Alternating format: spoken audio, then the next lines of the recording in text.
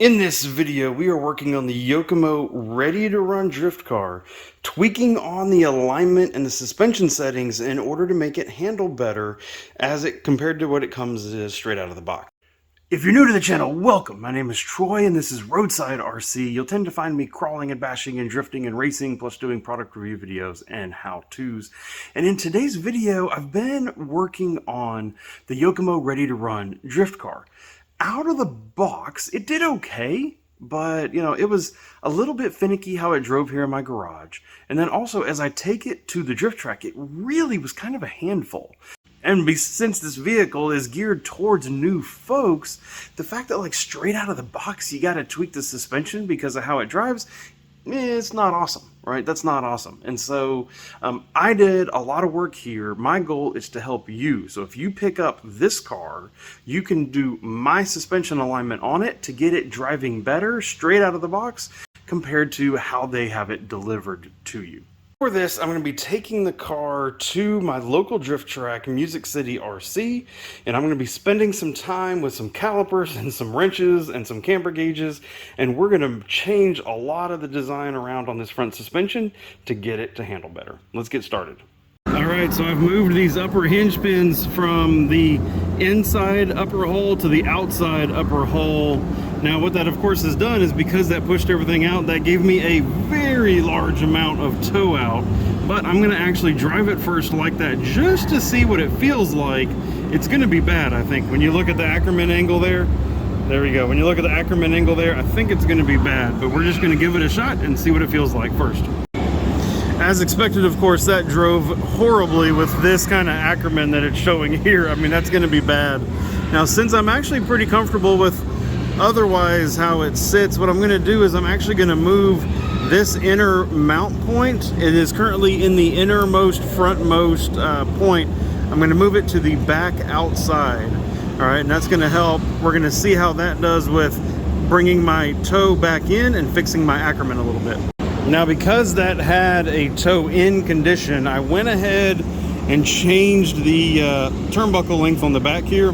What I did is I made 1.5 total revolutions, actually bringing that in to give it the slightest amount of toe out. Ackerman looks pretty decent, maybe a little bit too open, but we're going to give it a shot with this and see how it feels. Alright, so I'm very excited to say that this has actually made a big improvement in the car so far. Just this moving of that turnbuckle out, the resetting of where the steering turnbuckle hits the rack, and then changing the toe just to be a minor amount of toe out has made a huge difference in how this car drives. It's still not perfect, of course. If you'll notice, it appears, especially when I'm at drift angle, it looks like I may have actually a slight camber out.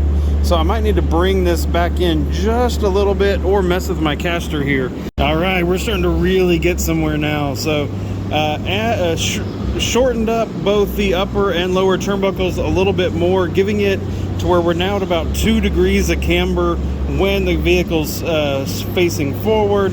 And I can actually get to about 0 flat for that leading tire at about the drift angle. I have both of these spacers stacked behind the control arm to help me with that camber gain as I go back. And this car has completely transformed to compared to what we started as. I have a little bit more steering angle. I like a lot more where my Ackerman is setting. The car is starting to become much more drivable compared to what it was before. Front end here is still, I'm going to drive it one more time, but I think I'm getting really, really close to where I like this front end now compared to what it was sitting from the box.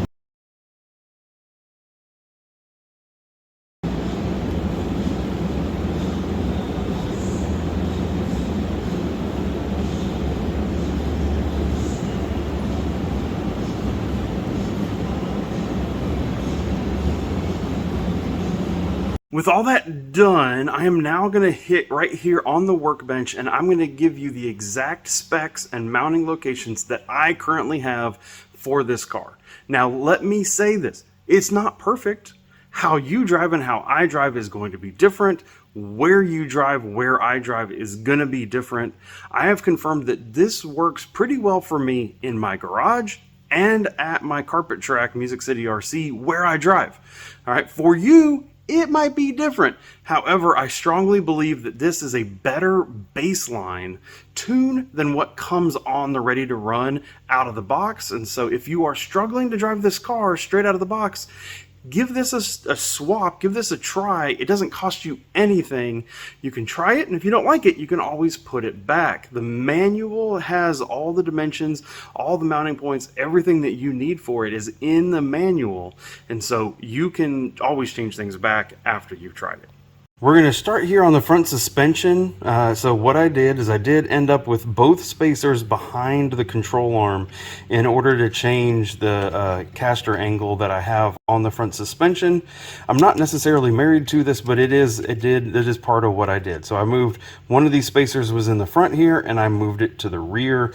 As you saw, I don't know how easy it was to see it while I was at the track there, but you remove this one screw, you push the pin out, and then you have two spacers, the control arm and the pin. You put them back in whatever order you want, put all that back together.